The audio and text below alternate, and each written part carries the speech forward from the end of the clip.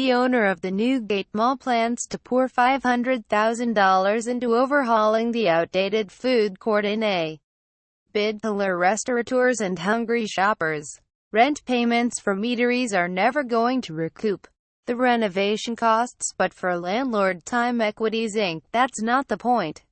The point is survival. The food hall is part of an effort to breathe new life into the entire 718,000 square foot, 67,000 square meter center and increase foot traffic, according to a MIZIF director of national retail at New York-based Time Equities. The company, which bought Newgate in Ogden, Utah, from GGP Inc. for $69.5 million last year, is one of many landlords wagering that elaborate makeovers will keep them competitive as they reinvent their properties in the age of Amazon. Costs are escalating as mall owners work to keep their real estate up to date and fill the void left by failing stores. The companies are turning to everything from restaurants and bars to mini golf courses and rock climbing gyms to draw in customers who appear more interested in being entertained during a trip to the mall than they are in buying clothes and electronics. The new tenants will pay higher rents than struggling chains such as Macy's and Sears, and hopefully attract more traffic for retailers at the property, according to Handel St. Just, an analyst at Mizuho Securities USA LLC. The math is pretty obvious, pretty compelling, but there are risks, St. Just said in an interview. This hasn't been done before on a broad scale. It's more costly to build and maintain large, customized spaces that require extensive updates such as commercial kitchens. According to St. Just, landlords' capital expenditures, including repairs, remodeling and leasing costs, are rising relative to the income being generated by retail properties. As the retail business evolves, such capital expenditures will become more crucial in assessing property values. According to Green Street Advisors LLC, a research firm that covers real estate investment trusts, many investors aren't adequately accounting for the rising costs of maintaining a mall, Green Street said in its annual outlook in January. The real question is whether this is a temporary blip, or a new normal, according to Cedric LaChance, director of U.S. Right Research at the Newport Beach, California-based firm. More than a dozen retailers have gone bankrupt this year as the shift toward online shopping accelerates. Even healthy companies are shuttering hundreds of locations.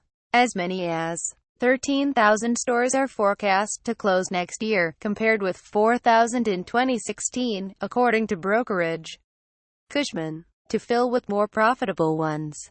Chicago-based GGP, the number 2 U.S. mall owner, has bought back 115 department stores over the last 6 years and redeveloped them, Chief Executive Officer Sandeep Mathrani said last month during the National Association of Real Estate Investment Trusts annual conference in New York. The new tenant roster at those malls includes Best Buy and Nordstrom stores.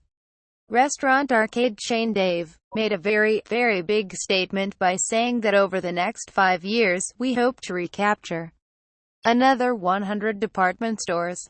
Mathrani said, department stores, the heart of suburban malls for decades, have been particularly hard hit by changing consumer tastes, leaving gaping holes in their wake. The departure of a center's anchor tenant can easily spur an overhaul of the entire property. If Sears shuts down, you need to reinvent that part of the mall, said Green Street's LaChance. Typically, when you reinvent one part of the mall, you redevelop the whole mall. So far, jettisoning and replacing undesirable tenants has been a successful formula for many landlords, but there is still a lot of work to be done, according to Jeffrey Langbaum, an analyst with Bloomberg Intelligence. Some companies won't have the cash to keep up amid the relentless pace of store closures, he said. For the most part, these companies have been able to redevelop and backfill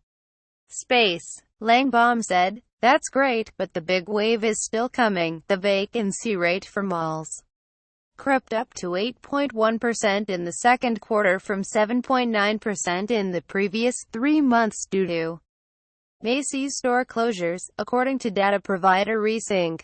Closures of JCPenney stores have been delayed and aren't showing up in the data yet. According to Reese, it can be difficult to calculate capital expenditures for malls because of poor landlord disclosures, Green Street analysts said in the January report.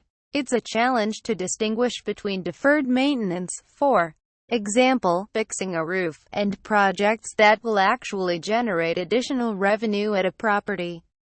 The analysts wrote giants such as GGP and Simon Property Group Inc., the largest mall owner in the U.S., are better positioned to absorb the increased costs than their peers that own less desirable real estate, according to Green Street.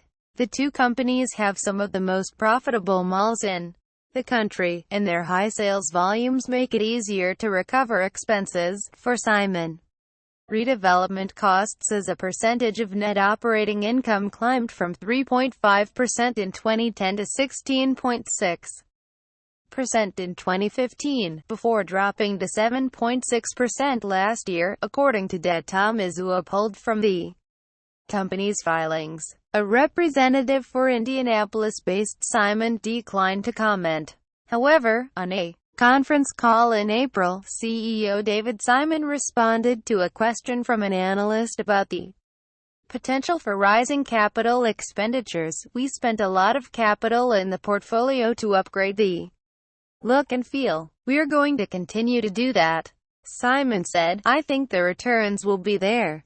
And I don't think the dynamics of today's current environment have changed that." For Ziff of Time Equities, which buys outdated malls and renovates them, it doesn't matter how you categorize the expenses of making over a center for the modern era, or if there is a linear path to a return on a particular project. Whether it's installing a fireplace in a new food hall, or buying artwork for the common area, the aim is to drive higher traffic and tenant sales, he said.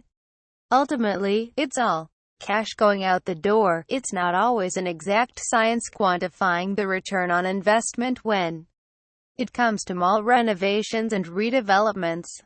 Ziff said, "Every property has its own story." For more on online retail, check out the Decrypted podcast.